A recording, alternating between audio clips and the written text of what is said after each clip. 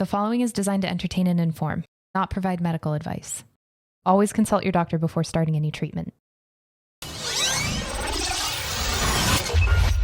Spire.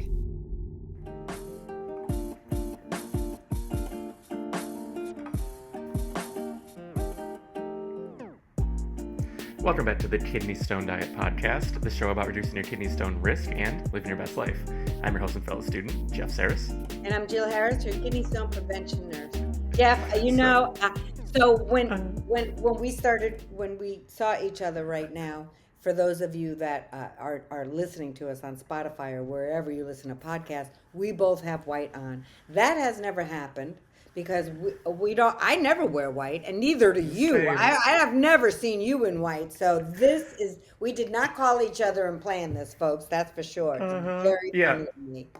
This is the one white shirt I own, and so if anyone's watching and listening, you can tell it sounds and looks different because Amara and I are in New Jersey visiting her dad, so we're in a little beach town, so got a little sun, wearing the white shirt, it balances out better, feel a little more tan than normal, so yes, I like you're it. Feeling it, baby, I see that. I love it. I love it. You look very nice in white. I think we both look nice in white. It's just a nice change, right? Yeah, for sure. Yeah, I mean, feel very always virginal. black and white. Which we all know I'm not. I feel that way. There you go. But yeah, I mean, it's just, it's really funny. It's so coincidental. Very unexpected. But yeah, recording this one from the road, changing it up a bit. We'll be back to the in-studio, in air quotes, version next time. But yeah, we just want to get this one in, make sure we don't miss a week, because we've missed one so far. We don't want to miss anything. This is, it's important to be here and help as many people as we can. Yes, and this is one of the best things about, owning your own business, being able to work online. You can just do it. Jeff and Amara are on vacation and they're still able to do it. So we have a pretty nice life as far as convenience, as far as that goes. I mean, but then also I'm answering emails on Sunday night at 11 o'clock. It's 24/7 all the time, right? So, but you got to count the blessings. And this is a true blessing to be able to do what we do anytime we want, right? So that's amazing. So we've crafted the thing that we want to be spending our time doing, and we fit it in with a lifestyle, whatever, that goes hand in hand. And I think that's really important. Like finding our path in life, that's the one that we want to lead. Yeah, we're lucky. I mean, yes, right now we're working on a Sunday, but we could take a Tuesday off if we wanted to, right? So it's the flexibility and the freedom in life that it just are so important, at least for us. It's just it's a must. It's a must. Yeah, absolutely. So I am going to we have a call-in. This is the first one that's been sent to the email, so it's a voice memo, just like you see me using my phone right now. You can turn on your voice memos, you can talk into it, record, and email your questions to podcast@kidneystonediet.com. This is good if you're out of the country, because you don't want to do international calling, but if you are in the States, 773-789-8763, because we love getting everyone's voice on the show. So let's dive into this week's question. If the volume is crazy for you, let me know, but hopefully this all works well. Okay. Hi, Jill and Jeff. This is Sabine from Mississauga, Ontario, Canada. I have a question about rhubarb. On the high oxalate foods to avoid, rhubarb is right underneath spinach. But Jill never mentions anything about rhubarb and not to eat it. Wouldn't it be more important to avoid rhubarb than a certain amount of almonds? I would appreciate clarification. Thanks, and thanks for doing such a great job. I find your information very beneficial. Thanks. Bye. I can't even tell you how much I love Sabine. Now, there's something I want to say. So I've been doing this for a very long time, and Sabine is 100% right. I'm talking about almonds when rhubarb is 500. What is rhubarb? Whatever I said, it's over 500 milligrams per half cup, I believe. And she's right. I never mention it. And the reason why is because no one ever talks about it with me. Now, So it's just not a common thing, but that doesn't mean I shouldn't be talking about it. So Savine, you're right. And I'm so grateful you pointed this out. You know why? Because from now on, it's going to be the Savine rule. Jill, make sure, because Savine said, you better talk about rhubarb too. And she's right. So typically rhubarb is something people eat like rhubarb pie or, rhubarb is in the South, right? So it's pretty much a geographical food, meaning there's certain parts of the country that eat it. But I should still be talking about it. Now, this is very important, and I say this to my private patients. Very important. So, Savine, God bless. I'm so happy you brought this up. When I talk about spinach, I don't think you should ever eat spinach again for the rest of your life because it's almost 800 milligrams a cup of spinach, and no one eats just a cup because it doesn't produce a lot of food. But, but, if somebody ate a spinach salad, once a month, you're not going to make a kidney stone from that. So let's put it in perspective. You just won't. If you did eat a couple almonds, a handful of almonds, a few almonds a day, put it in your yogurt, are you going to make a kidney stone? They're high. They're over 120 milligrams, so they're high. So I wouldn't suggest to do that every day. But if you were having a hankering for an almond and you wanted to put a few in your yogurt once a week, is that going to make, because you're going to bind it with calcium, is that going to make a kidney stone?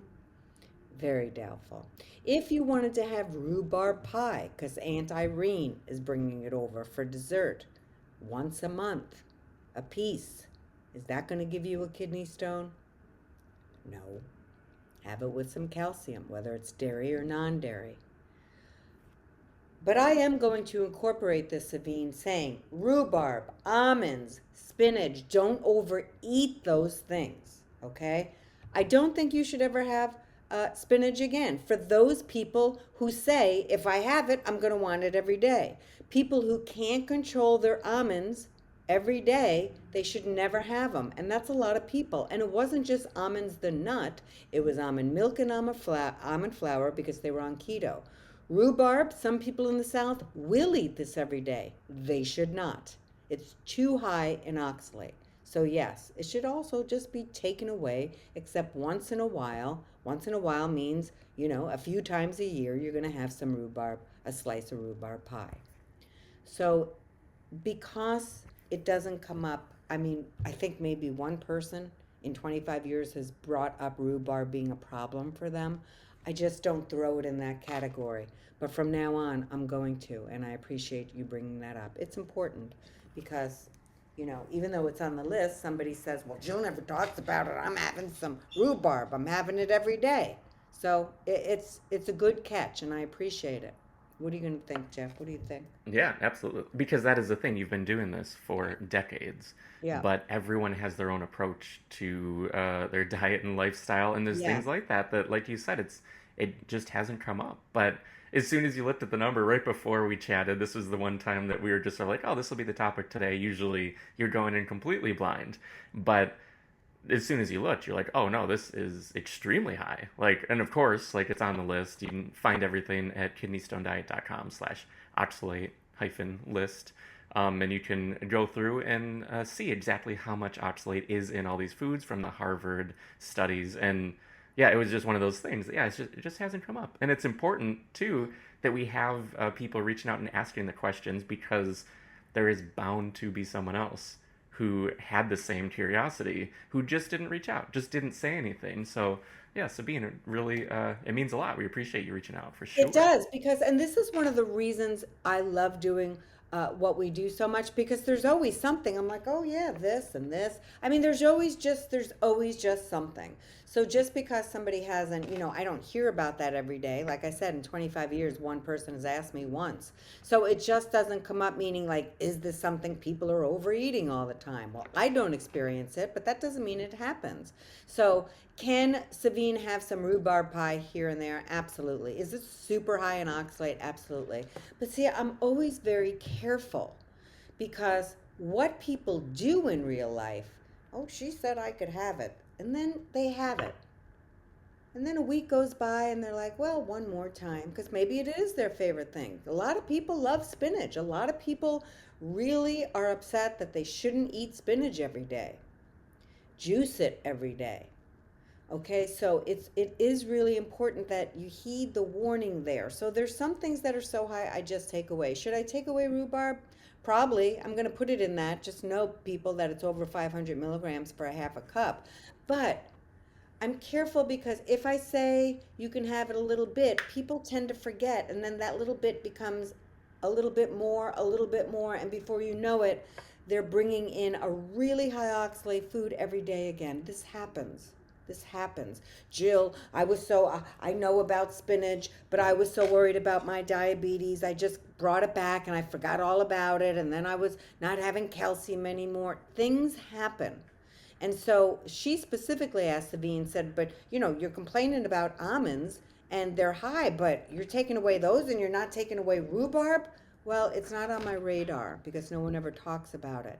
But it doesn't mean that that's right of me. So I'm so grateful that you did. So I'm, I'm just very careful. So I don't want people to take the things I say out of context. I would really like people not to eat spinach anymore. If they ate it twice a year, would they make a stone? No.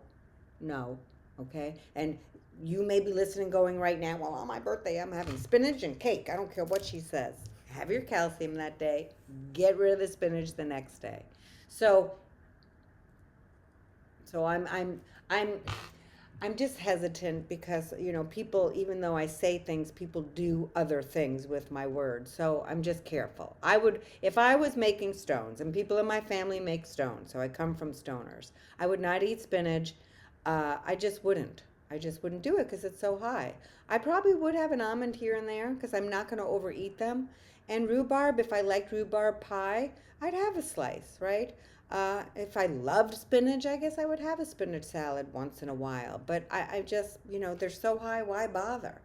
If somebody really loves something, I can understand when they say, but I love it and I want to have it as a treat once a year. Okay, you're not going to make a stone from having it, right? It's what we do every day in the quantity we're doing it without getting enough fluids, eating too much salt, not getting any calcium needs met, all of those things. Too much added sugar. That's what the problem is. Not that we had spinach twice a year. It's what we did every single day. Make sense, Jeff?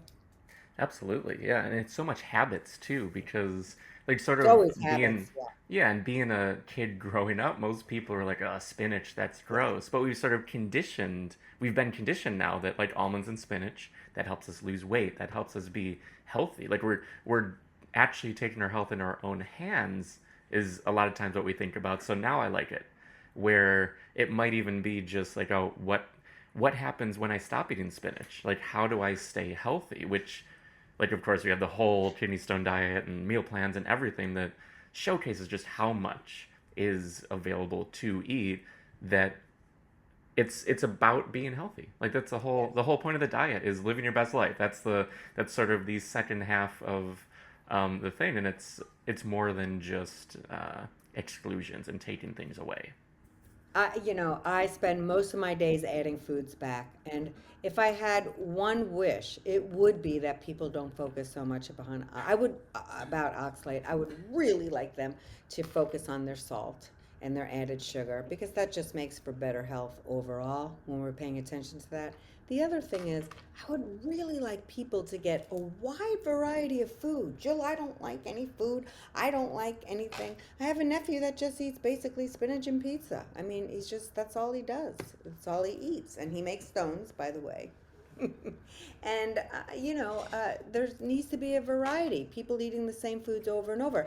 And when I say that, people are like, "Oh, I can't have 2 days worth of food, the same thing." No, I'm not saying that. I'm talking about somebody eating a ham and cheese sandwich for 25 years. No, can we have something else for lunch? So the meal plan that we have at kidneystonediet.com, it's all kidney stone diet safe, and it shows you look at all this food you could have. But Jill, that has black beans. But look at the amount. Look at the oxalate. All the oxalate's calculated for you. So you know every breakfast, lunch, dinner, snacks, everything's calculated for you so you don't have to do it. But also it shows you have such a wide variety.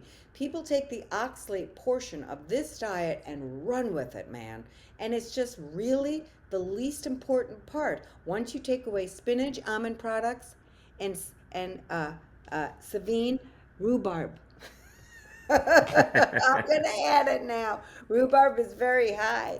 So I'm going to add that to the list. But, okay, so we just don't overdo those foods. We pretty much take them away. You want to treat once a year, whether it's a rhubarb pie or spinach or whatever. Get your calcium needs met. Move on the next day. But a wide variety of fruits and vegetables. They are your friends, folks. Lots of low oxalate fruits and vegetables. And if you don't overeat the same fruits and vegetables every single day in large quantities, I promise you, and get your calcium needs met, everyone's oxalate goes from 75 to 23, honestly. So getting your calcium is the most important part of lowering oxalate. And if you don't do dairy, there's plenty of non-dairy sources. So I am really grateful for Sabine's question. It was very eye-opening for me, only because she is right. I don't talk about it, and today's video is all for you, Lovey. All about rhubarb. We're going to name it. What should we name it? Well, we'll talk about that. But Jill screwed up what she thinks about rhubarb. Nice. But yeah, that was a great question, Sabine. And Great thanks question. again. If you have a question, you can always record a voice memo in your phone. You just open the Memos app, record yourself asking your question. You can email that recording to podcast@kidneystonediet.com, or you can call 773-789-8763, and we will you can leave a voicemail there and we'll feature you on a future episode. So yeah, thanks again, Sabine. Hold on. And I want to show people what yeah, that app looks like, because old people like me are like, for what does sure. that app look like? It's all good. Voice Yeah. memo. Uh-huh. Yeah, and there should be one on an Android phone that's very similar. But yeah, Yeah. just You, voice yeah, memos on your iPhone. yeah, you click it, you talk into it, and then you can have an option to send it as an email. So very easy. So Absolutely. you're not paying for the call to call in. Yeah, and we appreciate the person who had commented before. They were based in Australia, and it makes sense. It hadn't occurred to either of us that, oh yeah, of course, someone's not going to call internationally into the number. So yeah, thanks again to Thank everyone. God for See, this this is community. I'm exactly, telling it's you. So collaborative. listen, there's nobody here that knows everything in the world. So, please feel free to call. But also, I was thinking about it because I've been having a rough time lately, and I'm like, you know what? I love our community so much. When we're in for the kidney stone prevention course and we're in the group calls with Jill, we are talking about so many great things, and the sense of community that we're trying to put forth here, Jeff and I, and Dave, our other partner. Um, you know, Guys, we are so grateful for you. I know you're always like, you guys are the best, but we're really grateful for you. Everybody goes through things, and building a community, whether it's here on YouTube, Facebook page, the newsletter family. I mean, there's like 75,000 followers in all of our platforms. And by the way, people, please subscribe. We're trying to get 10,000 subscribers. All you have to do is click that red button, and we'd really appreciate it. Click the red button and subscribe so we can get 10,000. And I'm also going to give away a free consult, a couple of them, once we get the 10,000. So once you do subscribe, make sure you put it in the comments so I know, and I'll put you in the raffle. But we're very grateful for the community we have. What were we going to say, Jeff? I was just going to say, and that's here on YouTube. If you're watching this, subscribing on YouTube, because yeah, we want to reach as many people. For sort of inside baseball kind of thing, YouTube is the second largest search engine behind Google. So we want to make sure that we're able to reach as many people as we can who search exclusively through YouTube. So that's really why we ask if you can subscribe, if you can hit the little bell. It all helps to tell YouTube that, oh yeah, this is valuable content and more people should see it. Yeah, and one more thing. There's a lot of community here in the YouTube channel, always asking comments or saying kind things, and I'm pretty caught up on the comments, but I just wanted to say thank you. Like I said, it's very important we build a cohesive, supportive, loving community so no one feels alone with their illness. I have felt that throughout my throughout my illness some days, and I know how that feels. So I want you to know that we're here, that everyone who's watching the YouTube channel, we're here for each other. So thanks for being part of the community. It means a lot to us. I'm done, Jeff.